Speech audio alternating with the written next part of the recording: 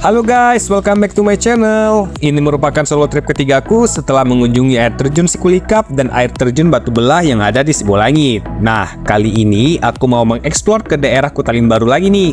Dan di sini ada wisata baru, surga tersembunyi, yang belum banyak orang yang tahu. Sebelumnya aku udah banyak mengeksplor tempat wisata hidden gem yang ada di Kutalimbaru yang sedang viral-viralnya, seperti wisata alam Kasih dan Medan Magnet, pemandian alam Bongolia, pemandian Sikabung-Kabung, dan pemandian Siguang-Guang. Nah, kali ini aku akan mengeksplor tempat baru yang namanya pemandian alam Barbarsari Tanduk Benua atau wisata Pulau Alam Tanduk Benua. Lokasinya berdekatan dengan Sikabung-Kabung dan Siguang-Guang. Kalau kalian penasaran, silahkan tonton video aku sampai habis dan jangan lupa klik like, subscribe, dan lonceng notifikasinya ya. Jadi lokasi wisata ini berada di Desa Tanduk Benua, Kecamatan Kutalimbaru, Kabupaten Deli Serdang. Kalau kalian penasaran dengan jalannya, kalian bisa tonton video aku ke Sikabung-Kabung ini nih, karena lokasi jalannya sama kok.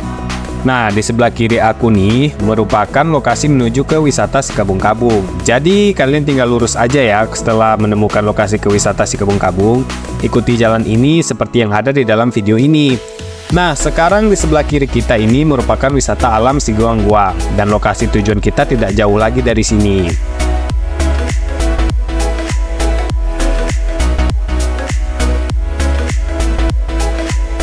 Nah, kalau kalian sudah menemukan petunjuk ke wisata pemandian alam Barbarsari Tanduk Benua ini, kalian tinggal masuk aja guys, dan inilah lokasi tujuan kita kali ini guys.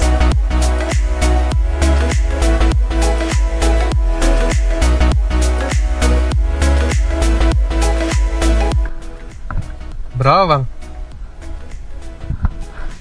15. Tapi di sana nggak bayar lagi kan? Langsung parkir aja.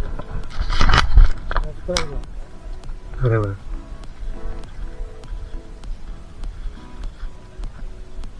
Hah?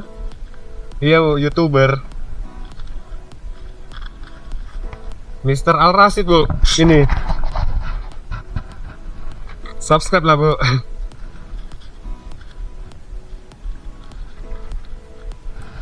Jauh bang masuk ke dalam? 500 meter lah. Turunan ya? Ini datar. Iya. Turaman mana sama apa? Bongolia. Oh iya. Oke bang, makasih bang. Jadi guys, kalian hanya perlu membayar uang masuk per sepeda motor sebesar 15.000. Aku sarankan kepada kalian, kalau mau ke sini, lebih baik naik sepeda motor. Karena jalan yang akan kita lalui cukup berbatu dan memiliki turunan yang cukup ekstrim. Berpetualang sendirian dengan sepeda motor di jalanan yang berbatu merupakan pengalaman yang penuh tantangan dan keseruan. Bayangkan suara mesin motor yang menderu, ban yang bergelut dengan bebatuan membuat adrenalin terpacu, menuntut fokus serta keterampilan dalam mengendalikan kendaraan. Setiap tikungan di jalan seolah memberikan tantangan baru. Meski perjalanan ini berat, kepuasan saat berhasil menaklukkan setiap rintangan membuatnya sepadan. Petualangan ini bukan hanya tentang mengendarai sepeda motor di medan yang sulit, tetapi juga tentang menemukan kekuatan dan ketenangan di dalam diri.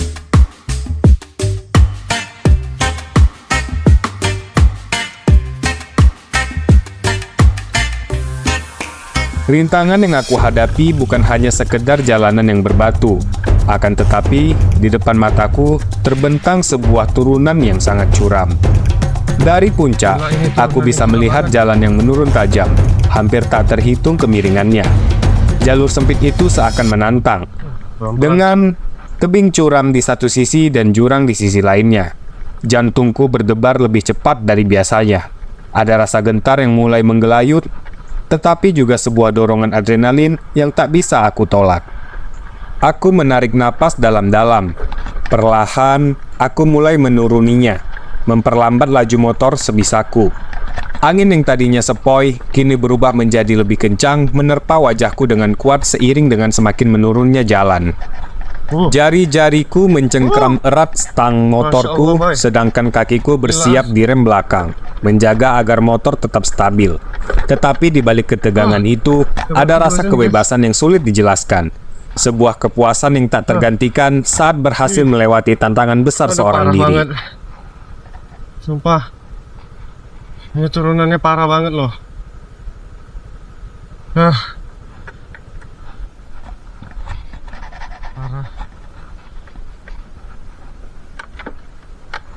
Setiap meter yang kulalui terasa seperti tantangan baru.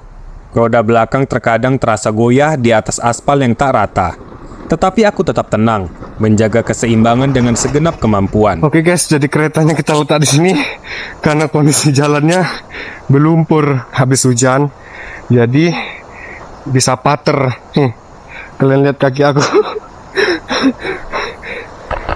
Kita jalan aja ke bawah. Kita jalan ke bawah. Semoga aman. Semoga keretanya aman. Tadi kata abang-abang itu aman keretanya, insya Allah. Waduh, kita harus nginjak lumpur. Licin guys. My God. Oke. Wah. Oke. Ya ini ada dua jalan, jadi kita ke arah kanan sini. Wow. Kaki aku udah berlumpur. Lumpur parah. Dan ini aku solo traveling lagi untuk yang kedua kalinya. Sendirian. Kita menuruni tangga. Dan kaki aku udah licin banget nih. Ya, aku harus pegangan biar nggak tergelincir jatuh. Bismillah. Aman, terkendali. Tuh aku ditemani abang-abang situ, orang setempat sini. Bismillah. Semoga aman semuanya. Oke. Kaki aku udah jorok kali guys.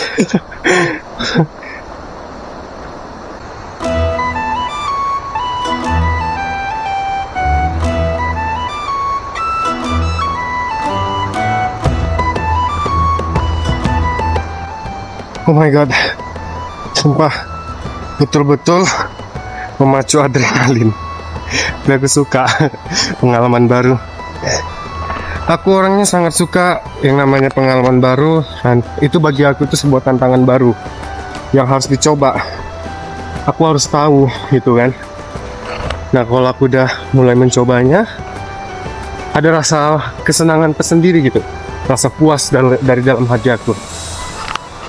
Jadi di sini dilarang membawa B1 atau B2 ya. B1 kalau kalian tahu itu adalah daging anjing, sedangkan B2 itu daging babi. Wow, masya Allah, indah banget, jernih, jernih kali sungainya guys. Kalian bisa lihat itu, wow.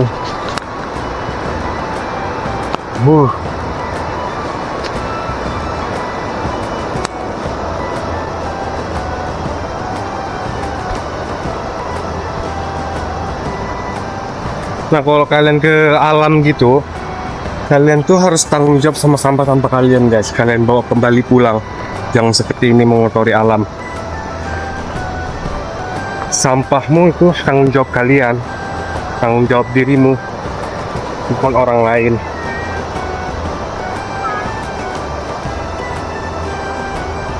Oke.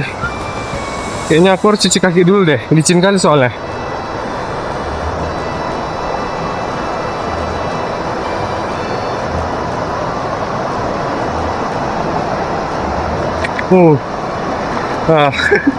Mau bersihin kaki dulu. Wow.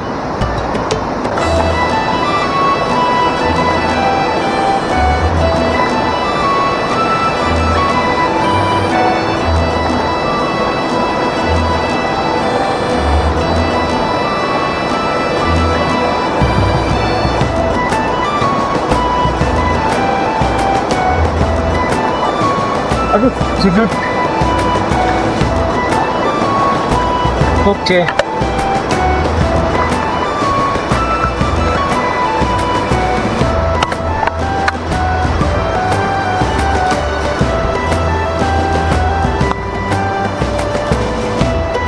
Kita naik dari sini. Kita naik dari sini ya.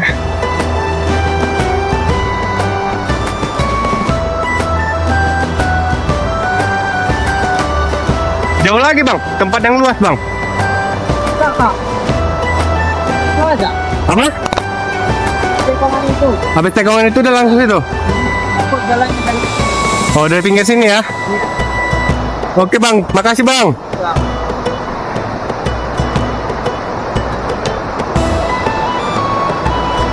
Oh. Oh dia. Masya Allah.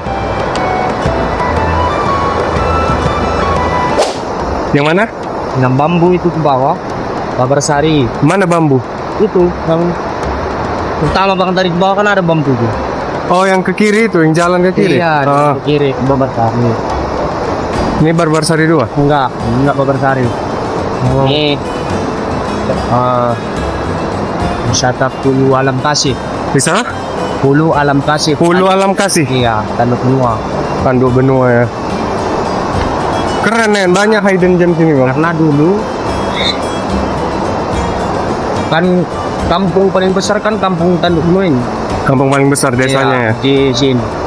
Jadi disuruh juga lah. Inilah benteng Tanduk Benua. Itu kok dibilang benteng, emang sejarahnya ada dulu bang? Ada pak. Dulu kan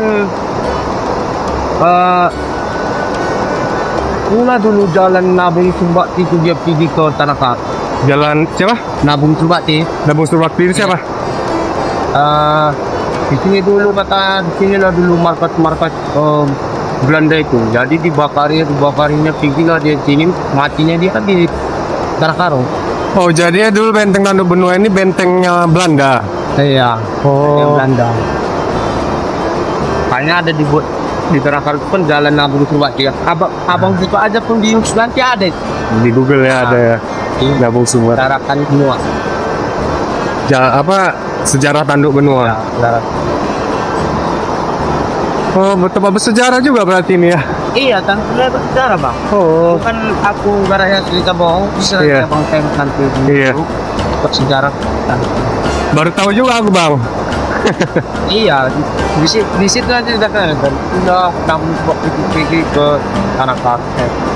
Jadi berdasarkan penuturan masyarakat asli di desa ini bahwa desa ini memiliki sejarah pada masa kolonial Belanda. Desa Tanduk Benua ini merupakan sebuah desa yang menjadi tempat lahirnya seorang pahlawan nasional dari Tanah Karo yang bernama Nabung Surbakti. Nabung Surbakti atau sering juga dipanggil Pulu Jumaraja lahir di Desa Bunga Pariyama, sebuah kampung yang sekarang ini berada di Kecamatan Kutalimbaru, Kabupaten Deli Serdang, Tanah Karo. Sejarah Nabung Surbakti merupakan sejarah yang berawal dari Perang Sunggal yang terjadi selama 23 tahun sejak awal tahun 1872 dan berakhir pada tahun 1895 yang merupakan peperangan melawan penjajah Belanda. Setelah hancurnya Sunggal, kemudian dilanjutkan lagi oleh Nabung Surbakti yang membuat markasnya di Tanduk Benua. Perang tersebut terjadi kurang lebih selama 3 tahun lamanya. Perang Tanduk Benua ini juga disebabkan oleh kolonialis Belanda yang bekerja sama dengan Sultan Delhi, berniat untuk mencaplok tanah ulayat masyarakat Karo dan dijadikan perkebunan tembakau. Dalam peperangan, Nabung Surbakti selalu mengambil gunung atau bukit sebagai benteng pertahanan, sekaligus basis perjuangannya. Namun, akhirnya pasukannya terdesak dari benteng pertahanannya di Tanduk Benua. Lalu mereka mundur ke Tiga Binanga, dengan tujuan lain yaitu untuk memudahkan koordinasi dengan teman-teman pejuang lain di sekitar Tiga Binanga, Juhar, dan pejuang dari Alas dan Gayo. Akhirnya, Nabung Surbakti tertangkap oleh pasukan Belanda di Bukit Padiam dan melumpuhkannya dengan tembakan ke perutnya dan diarak melewati beberapa desa. Nabung Surbakti digelandang dan dipertontonkan kepada orang-orang di desa. Desa yang dilewati yaitu Desa Kidupen, Desa Jaberneh, Desa Pergendangan, dan Desa Gunung. Kemudian diadili di Jambur Tengah di Desa Gunung. Nabung Surbakti dieksekusi di sepanjang jalan dan terakhir ditembak mati di tepian sungai Lau Gunung di dekat Desa Kuala, Kecamatan Tiga Binanga. Sahabat Nabung Surbakti yang bermarga Sebayang menguburkan Nabung Surbakti di ladangnya di daerah Desa Kuala. Itulah teror yang dilakukan oleh Belanda untuk menakut-nakuti rakyat di kawasan tersebut. Sungai yang begitu jernih hingga dasar bebatuan kecil tampak jelas seolah-olah dipahat dengan tangan alam yang telaten.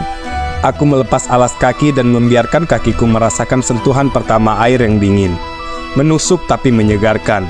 Sensasi itu mengalir ke seluruh tubuhku, menyatu dengan udara pagi yang sejuk, membuat pikiranku terasa jernih seperti aliran sungai ini. Perlahan aku menceburkan diri ke dalam air. Dinginnya langsung menyelimuti tubuhku.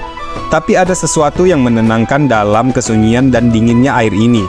Seolah-olah alam berbicara dalam bisikan lembut, menenangkan segala pikiran dan kekhawatiran. Di sini, sendiri hanya aku dan sungai. Waktu seakan berhenti. Setiap gerakan air yang mengalir lembut di sekitar tubuhku membawa perasaan damai. Seakan-akan aku hanyut bersama arus, melupakan hiruk-pikuk kehidupan di luar sana. Pemuda itu melangkah pelan di antara bebatuan yang tersebar di sepanjang tepi sungai. Kakinya menyentuh dinginnya permukaan batu, lembab oleh embun pagi yang belum menguap sepenuhnya. Sungai ini dengan airnya yang bening berkilauan oleh sinar matahari yang menembus celah bebatuan, tanpa seolah-olah jalan hidup yang berliku, penuh rintangan namun indah dalam kekacauannya. Setiap langkah di atas batu adalah pilihan, setiap pilihan adalah cerita. Sungai ini bukan sekedar tempat, melainkan sebuah perjalanan yang hidup. Ia percaya bahwa sungai punya bahasa rahasia. Deru air yang menyapu permukaan batu terdengar seperti bisikan kisah-kisah lama. Mungkin kisah mereka yang pernah menyusuri jalur ini sebelum dia, atau mungkin cerita tentang kehidupan sungai itu sendiri. Batu-batu sungai bervariasi. Ada yang besar, licin oleh lumut, ada pula yang kecil namun tajam. Namun, aku melangkah dengan hati-hati, mengikuti jalur air yang seakan memanggilku. Suara air yang berdesir di sekitar bebatuan menjadi satu-satunya musik yang menemani perjalananku. Setelah aku berjalan dengan tergopoh-gopoh, menyusuri sungai dengan bebatuan yang licin, yang membuatku hampir saja terjatuh, akhirnya aku berhasil menemukan surga tersembunyi yang kumaksud. Di sini ternyata aku tidak seorang diri, melainkan ada banyak pengunjung lain yang sedang menikmati permata alam yang indah ini di sini. Surga tersembunyi itu membentuk seperti kolam air dengan kedalaman yang cukup dalam dan kondisi air yang tenang. Tempat ini sangat nyaman sekali untuk berenang dan menyelam, merasakan kejernihan air sungai yang murni dan melihat dasar sungai yang indah. Di hadapanku, air sungai yang jernih dan dalam mengalir dengan tenang, seakan memanggilku untuk segera menceburkan diri. Aku tak bisa menahan senyum. Tubuhku hampir gemetar karena tak sabar merasakan segarnya air yang bening. Aku menceburkan diri ke dalam air, merasakan dinginnya yang menyegarkan menyentuh kulit. Gerakannya lincah, seperti ikan yang bebas di habitatnya, seolah alam menyambutnya dengan hangat. Sungai itu bening, hingga dasar terlihat jelas, memantulkan sinar matahari yang menari di permukaan. Setiap tarikan napas terasa ringan, seolah beban hidup menghilang bersama arus yang mengalir. Dalam kesunyian alam, hanya suara riak air yang terdengar, menemani renang sang pemuda menyatu dengan ketenangan yang mendalam. Udara segar dan semilir angin membuatku semakin bersemangat. Dengan satu tarikan napas yang dalam, aku melompat, merasakan percikan air yang seolah membungkus seluruh tubuhku. Ini adalah momen yang aku tunggu-tunggu. Kebebasan yang terasa sempurna di tengah alam yang mempesona.